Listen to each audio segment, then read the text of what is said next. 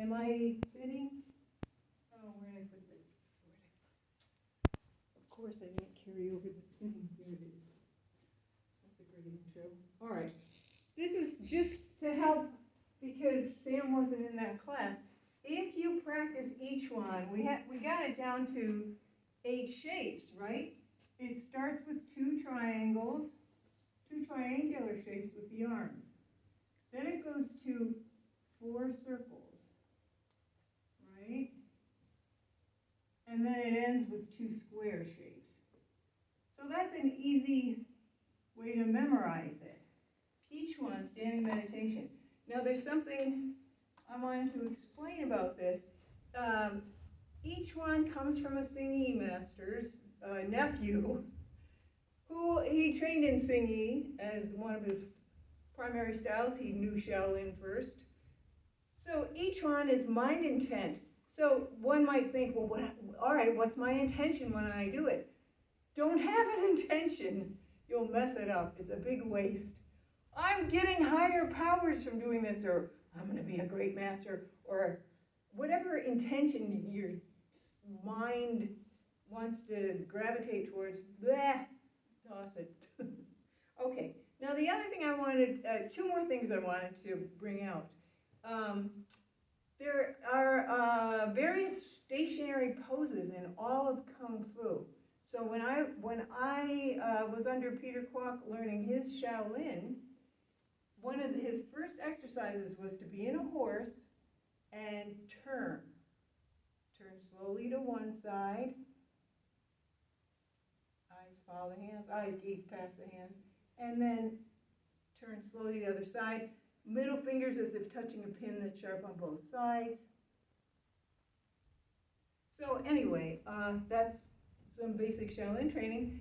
And he would say the old masters would take all day to get from the right side to the left side, or maybe it was the left.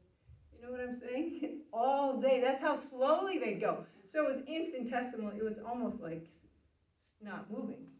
Well, that's a legend. But so of course I tried to do it for as long as I could. Now when I was under Guolan Ying, and Peter Kwok taught this too, but it almost felt like it was obligatory because he learned it from Guo. He only had number 6, and he had it standing up.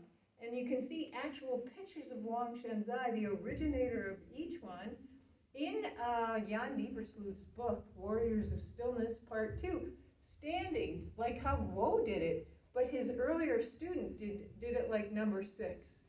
So the point I wanted to make about all of this is that each one, the positions you're in each one are not literal to fighting. None of them are. You know, what is this in a fight? You know, none of them copy a fighting movement per se. And this certainly not the posting, the universal pose posture of Guolan Ying. So what happened between in the, I would say mid 20th century, where the 8 postures and standing like this turned into this? Well, the Cultural Revolution and the sort of demilitarization of Kung Fu, it got co-opted by the Chinese government for sure, but they didn't want all the people to have it because it could result in insurrections and power to the people. So the final point is that when you look at this versus all 8 postures, which were brought to this country, I remember I was doing a workshop in the Redwood Forest in Marin County in, was it in the late 70s, I think, with Fong Ha, who died. And maybe it was the 90s. I'm really not sure about this. But he had a cell phone. It was one of the first times I had seen a cell phone. And he said, oh, excuse me a minute, they're calling from China. And I was like, oh my God, here we are in the middle of the redwoods, and he's getting a call from China. And he was one of the people that brought the master that taught all 8 each one postures to this core group, many of whom are now dead.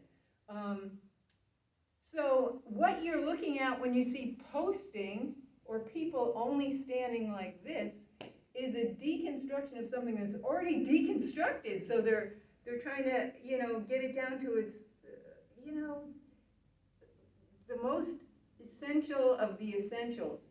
So sometimes I feel that's a bit too far. I get a lot, much more out of standing for 40 minutes, 20 at a minimum in all 8 postures than just universal post, which is elegant, but it's pretty cryptic. Anyway, that's what I want to explain to my students and to the cyber students. Okay, over and out.